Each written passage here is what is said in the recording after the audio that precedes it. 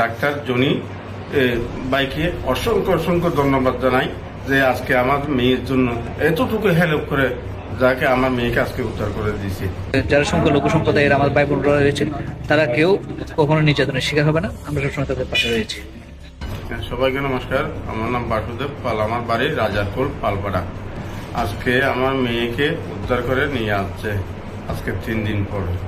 এই উদ্ধার করার পিছনে এই রামু থানার পুলিশ প্রশাসন সবাই তৎপর করে আমার মেয়েকে আজকে উদ্ধার করা হচ্ছে। এর পাশাপাশি ডাক্তার জনি বাইকে অসংখ্য অসংখ্য ধন্যবাদ জানাই যে আজকে আমার মেয়ের জন্য এতটুকু হেল্প করে, যাকে আমার মেয়েকে আজকে উদ্ধার করে দিয়েছে।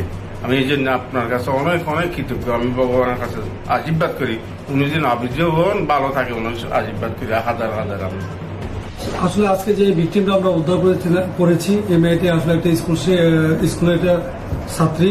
সেই স্কুল চলাকালীন সময় তার স্কুল থেকে মিসিং হয়ে যায় সবার অলক্ষ্যে।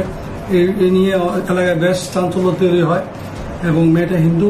আমরা পরবর্তীতে জানতে পারি একটা মুসলিম ছেলের সাথে সে পালিয়ে যায়। তো এই ঘটনা জানার সাথে সাথে বিষয়টা আমরা অত্যন্ত গুরুত্বের সাথে দেখি। আমাদের থানার 3 জন এসআই সহকারে আমরা 3টা টিম নিয়োগ করে দিই।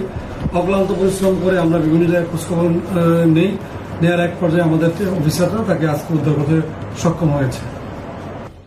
রাজারপুর পালপাড়ায় একটা 10ম শ্রেণীর ছাত্রী হিন্দু সম্প্রদায়ের অপহরণ হয়েছে। এই খবর শোনার পরে আমরা সাথে সাথে মেয়ের মা বাবাকে নিয়ে রামু থানা পুলিশের কাছে আসি এবং রামু থানার ভারপ্রাপ্ত কর্মকর্তা এই ঘটনা জানার পর সাথে সাথে 3 জন সাব ইন্সপেক্টরের সমন্বয়ে 3টি তদন্ত কমিটি করে দেওয়া হয়।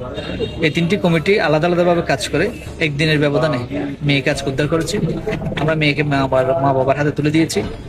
যেহেতু যে ছেলের সাথে এই ঘটনার সূত্রপাত, সেই ছেলেটি মুসলিম সম্প্রদায়ের ছিল, একটা ধর্মীয় দাঙ্গা হওয়ার সম্ভাবনা ছিল। আমরা সাথে সাথে পুলিশ সহ আমরা এই ঘটনার ব্যবস্থা নিই এবং আজকে একদিনের ব্যবধানে মেয়ে উদ্ধার হয়েছে। মেয়েকে মা বাবার হাতে তুলে দেওয়া হয়েছে। সুতরাং আমরা বড় ধরনের একটা দাঙ্গা বা সামাজিক অবক্ষয়কে আমরা রক্ষা করতে পেরেছি। পাশাপাশি ধন্যবাদ জানাচ্ছি রামু থানা পুলিশ ভারপ্রাপ্ত কর্মকর্তা এবং রামু থানা সাব ইন্সপেক্টরদের, যারা দ্রুত এই ঘটনা মনিটরিং করে মেয়েকে উদ্ধার করতে পেরেছে।